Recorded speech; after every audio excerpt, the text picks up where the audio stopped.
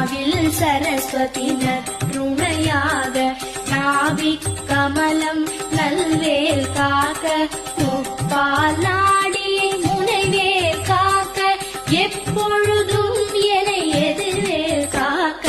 அடியேன் வசனம் அசைவுள நேரம் கடுகவே வந்து கனகவேல் காக்க வரும் பகல் தன்னில் வச்சவேல் காக்க